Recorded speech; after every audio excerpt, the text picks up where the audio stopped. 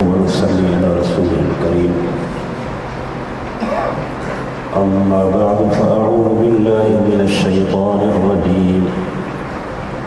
بسم الله الرحمن الرحيم. يا أيها الذين آمنوا كتب عليكم الصيام كما كتب على الذين من قبلكم لعلكم تتقون. صدق الله العظيم.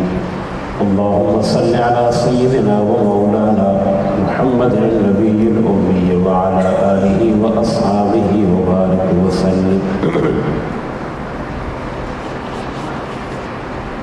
الحمدللہ رمضان مبارک کا بابرکت مہینہ ہے. اللہ جل جلالہ نے مسلمانوں پر روزے فرض فرمائے ہیں. یہی حکم فرمایا کہ فمن شہد منکم الشہر فلیصمہ. جب مہینہ رمضان کا حاضر ہو جائے تو اس کے اندر روزہ رکھے. اللہ کا حکم ہوا. اور اللہ جل جلالہ کا یہ حکم کس کو ہے؟ شروع میں خود بیان فرمایا یا ایھا الذین آمنوا، ایمان والو. ایمان کا سرٹیفکیٹ جن کے پاس ہے ان کے اوپر روزے بھی ہیں.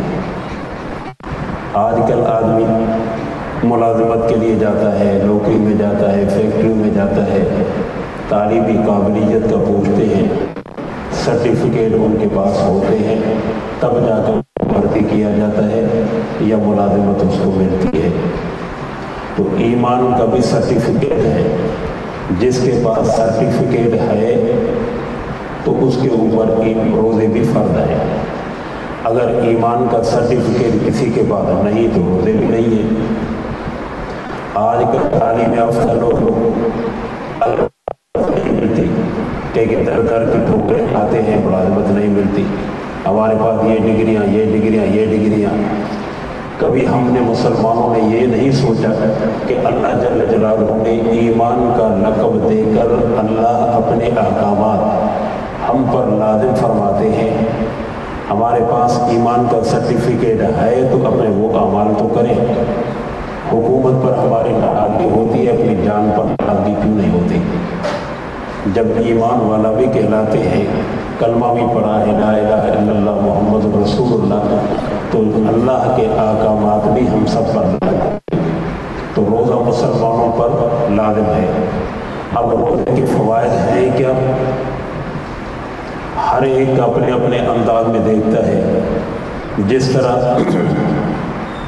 قرآن کریم کی تلاوت ہوتی ہے، آپ حضرات تراویح کی صورت میں قرآن کے حافظ کو سنتے ہیں اور آواز سب کے اوپر آتی ہے، لیکن جو پیچھے کھڑے ہونے والے اگر وہ حافظ ہے وہ اس کے کچے یا پکے کی طرف نظر کرتا ہے کہ قرآن یاد ہے یا غلطیاں ہیں. عوام الناس اس کو دیکھتے ہیں کتنا خوبصورت قرآن پاک پڑھ رہا ہے. عوام کی توجہ ان کے آواز کی خوبصورتی کی طرف، ان کے پڑھنے کے انداز کی طرف ہوتی ہے. ایک حافظ جب سن رہا ہے تو وہ کچے یا پکے کو دیکھتا ہے.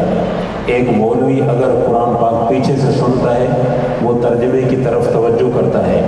اگر ایک مفتی صاحب اگر قرآن کو سنے گا تو قرآن کریم سے مسائل نکالے گا. تو قرآن ایک پڑھ رہا ہے، سننے والے مختلف ہیں، انداز سننے کا اپنا اپنا ہوتا ہے. تو اسی طرح اللہ جل نے روزے تو ہم پر فرض فرمائے ہیں، لیکن انداز اگر ان لوگوں سے پوچھا جائے کہ وہ اپنے اپنے طریقے کے مطابق، اپنے اپنے نظریے کے مطابق روزے کو دیکھتے ہیں. ایک آدمی سے پوچھو، ڈاکٹر اور حکیم صاحب سے پوچھو کہ جناب عالی آپ روزے کو کس طرح سمجھتے ہیں؟ وہ کہتا ہے کہ بھائی آپ اپنی طبیعت کو دیکھیں. ایک آدمی صبح سے لے کر کام کر رہا ہے، دوپہر کے وقت میں اس کو قیلولہ اور آرام کی ضرورت ہے. جب آدمی تھوڑا سا آرام کرتا ہے تو اس وقت پھر طبیعت کے اندر چستی آ جاتی ہے. پوری تھکاوٹ جو صبح سے لے کر 12-1 بجے تک کام کیا، جو تھکاوٹ थी वो आराम ने ख़त्म कर दिया। अब इंसान तरोताज़ा हो गया, फिर ये असर मगरिब तक आराम से काम कर सकता है। तो इसी तरह डॉक्टर और हकीम साहब भी कहता है कि एक मादा 11 महीने खाता रहा। जिस तरह तू दिन को सुबह को काम किया, अब दोपहर के वक्त आराम की ज़रूरत हुई, तो इसी तरह मादे को भी आराम की ज़रूरत है। और मादा उस वक्त आराम करता है जब उसके साथ खाना पीना न हो। अब सुबह से लेकर मुसलमान रोज़े से हैं, इनका मादा खामोश है, कोई हरकत नहीं कर रहा। लेकिन जब इफ्तारी का टाइम करीब आएगा, शरबत सामने देखा, फ्रूट सामने देखा, खाने पीने की चीज़ें सामने देखी, तो उस वक्त मादे के अंदर हरकत होना शुरू हो जाता है। अब वो अपनी हरकत को चालू करता है। जब अपनी हरकत को तब चालू करेगा क्योंकि अब उसको उम्मीद है कि 10 मिनट के बाद मुझे खाना भी मिलेगा तो पीना भी मिलेगा। मादा उसका पहले शुरू हो गया। तो इसी तरह जब आदमी बिल्कुल इससे लापरवाह है, वे पूरा दिन खाना नहीं, पूरा दिन मुझे रोज़े में रहना है, तो उसका मादा सुकून कर रहा है। अब जब इसका मादा सुकून कर रहा है, पूरा महीना इसके मादे ने सुकून किया, फिर रमज़ान मुबारक ख़त्म हो गया और ईद उल फितर हो गई। अब उसको खाने पीने की जब इजाज़त मिल जाती है तो अब इसका मादा फिर काम करना शुरू करता है। ऐसा समझो कि ये रमज़ान मुबारक का महीना एक सुबह से लेकर दोपहर तक काम किया, आधा घंटा आराम किया, इसको आराम आ जाता है। तो इसी तरह ये एक महीना रमज़ान मुबारक का एक कैलूला है। जिस तरह हमारे लिए कैलूला ज़रूरी है, तबीयत में चुस्ती आ जाती है, इसी तरह मुसलमान जब रोज़ा रखते हैं तो उनके मादे के अंदर भी चुस्ती आ जाती है। बकाया टाइम जो उसका गुजरता है वो अल्लाह के हुक्म के मुताबिक यही गुजरता है। तो एक डॉक्टर और हकीम ने रोज़े को इस अंदाज में देखा। एक फौजी से पूछो कि भाई तू रोज़े को किस तरह देखता है। फौजी कहता है कि भाई सुबह को जब आदमी वर्जिश करते हैं तो वर्जिश जब करते हैं तो फुल खाना खाकर या बिस्किट चाय पर गुजर करके, बोलो खाली पेट में, तो माना वर्जिश होती है खाली पेट। वर्जिश जो होती है वो पेट भर कर नहीं खाया जाता। एक फौजी से अगर पूछा जाए वो कहता है कि यार सुबह को सिर्फ या तो बिल्कुल खाली पेट हो, ज़्यादा से ज़्यादा एक कप चाय का 2-3 बिस्किट हो, इस पर हमारी वर्जिश सही होती है, तबीयत पर बोझ नहीं होता। अब यही कहता है कि इसी तरह रोज़ेदार आदमी का भी तरीका यही है कि आदमी अल्लाह के हुक्मों के अंदर अपने आप को वर्जिश करा रहा है। कभी भी ऐसा वक्त आ जाए, जिस तरह फौजी को कभी भी कोई लड़ने का वक्त आ जाए, तो इस मुसलमान को भी जब कोई भी वक्त आ जाए, जब अल्लाह के दीन के लिए मैदान के अंदर जिहाद फी सबीलिल्लाह के लिए अगर उसको लड़ना हो, तो उस वक्त आदमी की पहले से प्रैक्टिस हो, पहले से उसका तजर्बा हो।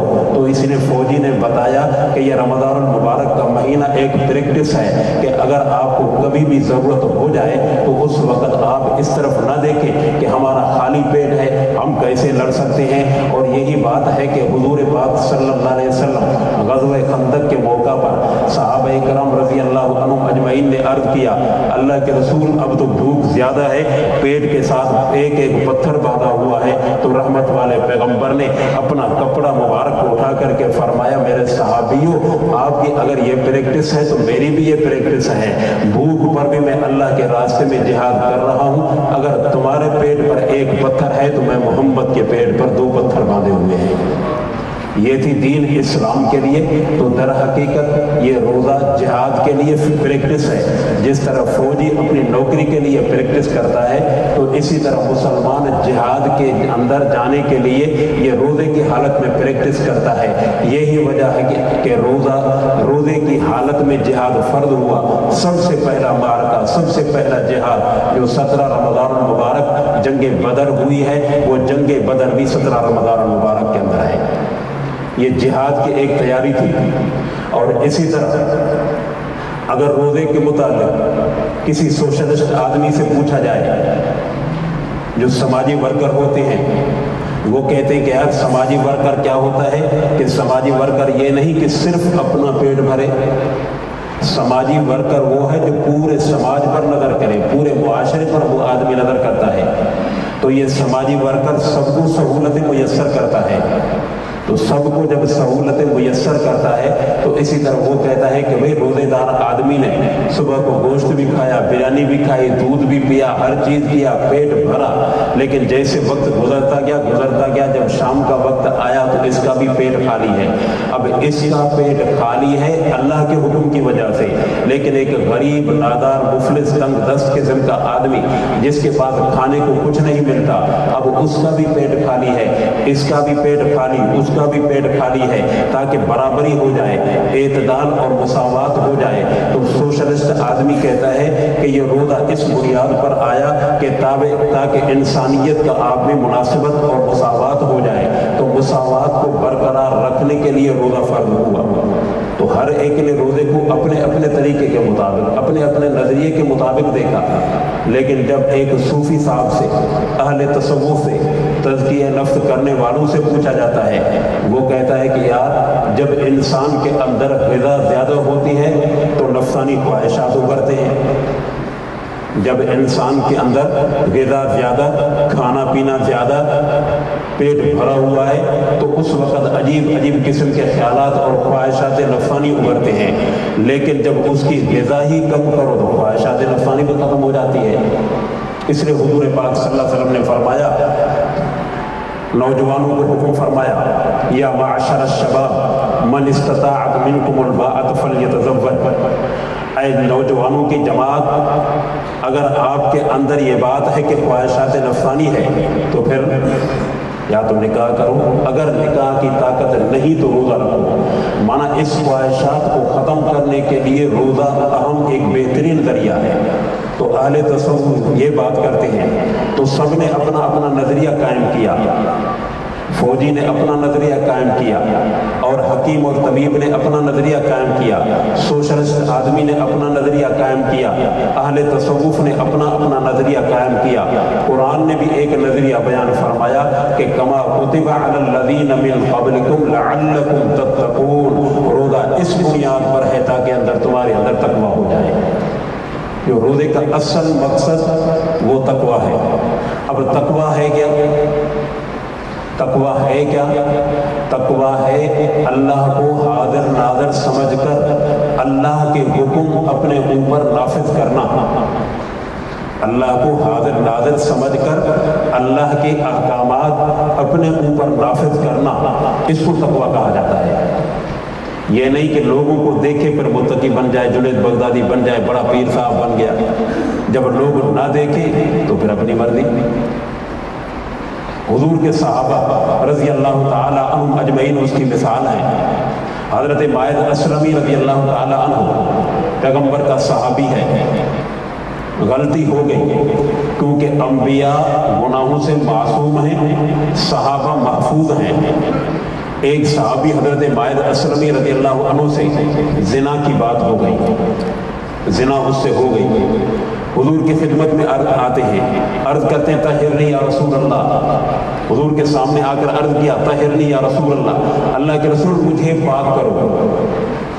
حضور نے چہرہ پھیر دیا، پھر واپس اس طرف آیا، پھر حضور نے چہرہ پھیرا، حتیٰ کہ چاروں طرف ہم چورس حضور پاک صلی اللہ علیہ وسلم اپنے چہرے کو گھماتے رہے، حضرت مائد اسلمی بھی ہم چورس اپنے آپ کو گھماتے رہے اور بار بار یہی عرض کرتے رہے طہرنی یا رسول اللہ، طہرنی یا رسول اللہ، طہرنی یا رسول اللہ، اللہ کے رسول مجھے پاک کرو، اللہ کے رسول مجھے پاک کرو۔ حضور نے فرمایا کہ مائد کس چیز سے پاک کرو؟ عرض کرتا ہے اللہ کے رسول مجھ سے زنا ہو گئی، مجھ سے زنا ہو گئی۔ یہ صحابی کا ایمان دیکھو۔ آج ہم سے وہ غلطیاں ہو جاتی ہیں، اس غلطی کو چھپانے کے لیے 10 پردے اور بھی رکھتے ہیں، میں نے کب گناہ کیا، میں نے کب گناہ کیا۔ انبیاء کی تاریخ کو دیکھو، حضرت یوسف علیہ السلام کیا فرماتے ہیں کہ قال رب السجن احب الی مما یدعوننی الیہ، ربا یہ عورتیں جس طرف مجھے بلا رہی ہیں اس سے مجھے قید پسند ہے۔ ہم سے غلطی ہو جاتی ہے، پولیس پیچھے پڑتی ہے تو بھاگ جاتے ہیں، بھئی جوابدار بھاگ گیا، مجرم بھاگ گیا، ہم گناہ کر کے پھر بھی بھاگتے ہیں۔ انبیاء اکرام سے گناہ نہیں ہوتا، گناہ سے بچنے کے لیے جیل پسند کرتے ہیں۔ یہ ہمارے اندر اور ان کے اندر فرق ہے۔ ہم گناہ کر کے گناہوں پر پردہ ڈالتے ہیں اور وہ گناہ سے بچنے کے لیے یہ کہتے ہیں کہ بلا شک جیل میں جانا کوئی اہمیت اور عزت تو نہیں نا، لیکن اس کے باوجود حضرت یوسف علیہ السلام فرماتے ہیں کہ یہ خواری ہے تو دنیا کی خواری ہے، آخرت میں سرخرو ہونا ہے۔ یہ اگر بدنامی ہے تو دنیا کی بات ہے، آخرت میں عزت ہے۔ ہم چاہتے ہیں کہ دنیا میں عزت ہو، آخرت میں بلا شک جوتے لگ جائیں، کوئی مسئلہ نہیں۔ تو ہمارے نظریے اور اس نظریے کے اندر فرق ہے۔ تو صحابہ کرام کا نظریہ بھی وہی جو حضرت یوسف کا نظریہ، صحابہ کا بھی نظریہ وہ جو انبیاء کا نظریہ۔ حضرت مائد اسلمی رضی اللہ تعالیٰ عنہ بار بار عرض کرتے ہیں طہرنی یا رسول اللہ، طہرنی یا رسول اللہ۔ حضور پاک صلی اللہ علیہ وسلم نے فرمایا کہ مائد کس چیز سے تجھے پاک کروں؟ عرض کرتا ہے اللہ کے رسول مجھ سے زنا ہو گئی۔ حضور نے فرمایا تو نے ہاتھ لگایا ہوگا، تو نے بوسہ دیا ہوگا، تو نے ایسے محبت کی ہوگی۔ عرض کرتا ہے اللہ کے رسول نہیں میں نے زنا کی ہے۔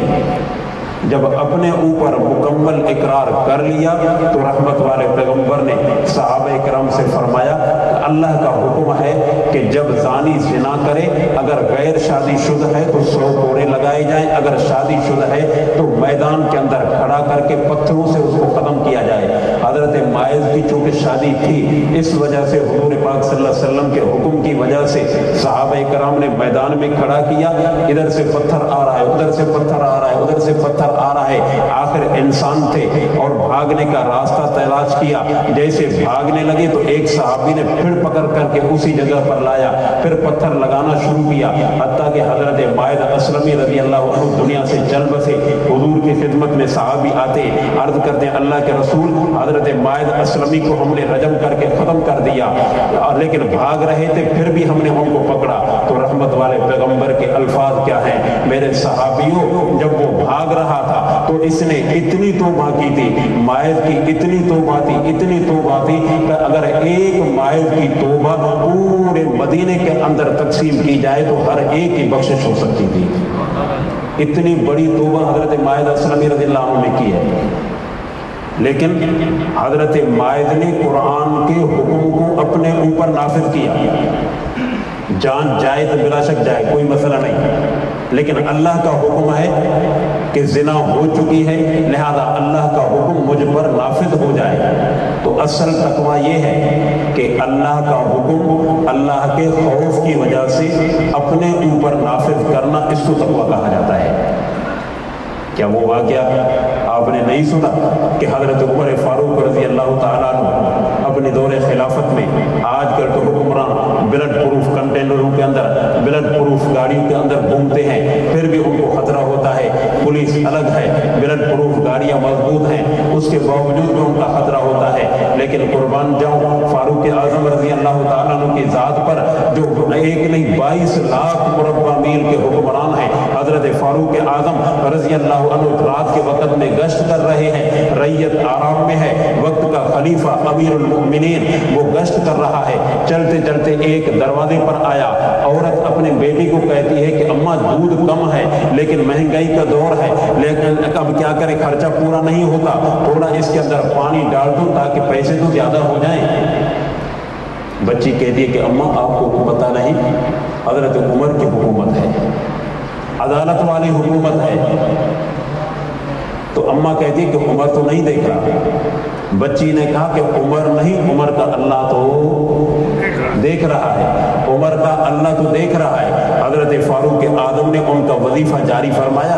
صبح کے وقت میں حضرت عمر فاروق رضی اللہ تعالیٰ عنہ اس بوڑھی اماں کے پاس جا کر دستک دیتے ہیں، دروازہ کھٹکھٹایا، اماں باہر نکلتی ہے۔ حضرت عمر نے فرمایا کہ میں وقت کا خلیفہ ہوں، عمر فاروق میرا نام ہے، امیر المؤمنین ہوں، لیکن ایک آپ کے پاس میں کام سے آیا ہوں۔ وہ بوڑھی عورت کہتی کہ آپ کا کام کیا ہے؟ تو حضرت عمر فاروق نے فرمایا کہ جس بچی نے رات کو آپ کو یہ جملہ کہے اس کی عمر کیا ہے؟ تو اماں کہتی ہے کہ اس کی عمر شادی کی ہو چکی ہے۔ حضرت عمر نے فرمایا اگر اس کی عمر شادی کی ہو چکی ہے تو وقت کا خلیفہ اس بچی کے نکاح کے لیے، رشتے کے لیے عمر تیرے دروازے پر آیا ہے، اپنے بیٹے کے نکاح کے لیے آیا ہے۔ عورت کہتی میں تو غریب ہوں، آپ وقت کے خلیفے۔ آج کل بھی یہی کہا جاتا ہے بھئی غریب سے میں رشتہ کیسے کروں؟ पैसा हो तो ठीक है, मिल्कियत हो, या बड़े घराने की औरत हो, माल मिल्कियत लाएगी मेरा घर भर जाएगा। आजकल हम लोग इसको देखते हैं, लेकिन हजरत उमर फारूक रज़ी अल्लाह ताला अन्हु ने फरमाया कि तेरे पैसे की ज़रूरत नहीं, बेटी को जहेज देने की ज़रूरत नहीं, बल्कि मैं ये चाहता हूँ कि जो उसके दिल के अंदर तकवा है, मैं उमर इस तकवा का प्यासी हूँ। उसके अंदर जो तकवा और परहेजगारी थी, मैं उस तकवा की वजह से आया हूँ। तो यही बात है कि तकवा उसको कहा जाता है जब अल्लाह का खौफ हो और अल्लाह का हुक्म अपने ऊपर आदमी नाफिज करे, इसको तकवा कहा जाता है। आज हम लोग देखें, रोजे तो रखते हैं और कई लोग खा पी रहे हैं, तो ये तकवा नहीं। एक तो खौफ खुदा नहीं, और फिर उसके बाद अल्लाह का हुक्म भी अपने ऊपर नाफिज नहीं किया। अल्लाह का हुक्म यह है कि फमन शहीद मिनकुम अश-शहर फल्यसुम, जब महीना रमज़ान का आ जाए तो रोज़ा रखो। हमने कौन से रोज़े रखे? हमारा तो ऐसे दिन गुजर रहे हैं, ऐसे वक्त गुजर रहा है। तो अल्लाह का खौफ और फिर रोज़े भी रखे, लेकिन खौफ खुदा भी हो। अल्लाह को हाजिर नादिर समझ करके जब आदमी रोज़ा रखता है तो फिर उसको तकवा भी नसीब होती है, और आला मकाम भी बरोज़ क़यामत उसका है जो फरमाए इन्न अकरमकुम इंदल्लाहि अतकाकुम। क़यामत वाले दिन सबसे ज़्यादा इज्जत वाला वही होगा जिसके पास ज़्यादा तकवा होगी। अल्लाह जल्ल जलालुहु से दुआ करते हैं, मुख्तसर सा बयान होता है। अल्लाह जल्ल जलालुहु सबको जो रोज़े रखे हैं वो रोज़े कबूल फरमाए, बकाया दिनों के अंदर भी अल्लाह पाक रोज़ा रखने की तौफीक अता फरमाए। जो मुसलमान नहीं रखते, हम उनके लिए भी अल्लाह जल्ल जलालुहु से